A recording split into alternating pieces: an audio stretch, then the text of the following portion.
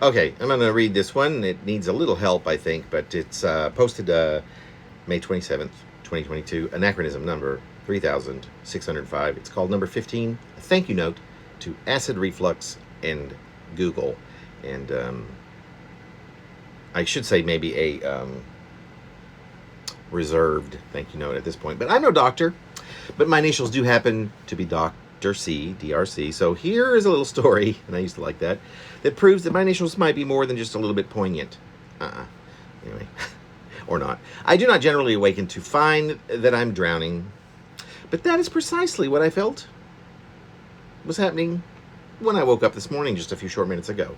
It seemed at first as if I'd woken from some sort of coughing, wheezing fever dream in which I had been for at least an hour. So when I did finally come to, I felt like each attempt at exhalation, each burning cough might be my last. And what a last breath that might be, I thought. So I looked it up. Apparently, it's pretty uncommon to die from inhaling acid reflux, chronic acid reflux, and I haven't read enough yet to know whether or not this is a thing I actually suffer from, nor what would make it chronic.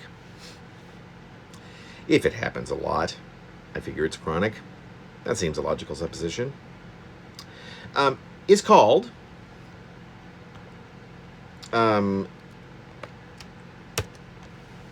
GERD. Maybe you know that.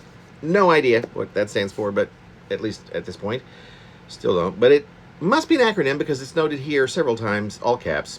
I scroll further down to make the real discovery, though. A person may suddenly awaken feeling as though they are suffocating.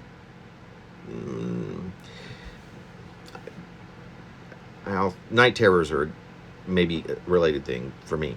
This sounds, from what I can tell, like quite an entirely separate issue than inhaling bile that roils up the windpipe and into the lungs, right? And it is. However, and it says it right here in bold, it is also often related to GERD. Well, it turns out that this ailment is also called laryngospasm or laryngospasm. And furthermore, I've experienced this particular phenomenon, maybe in conjunction with night tremors, whatever those might be. And I'm now here to tell you, I'm adding my own stuff as I go along, as far back as I can remember.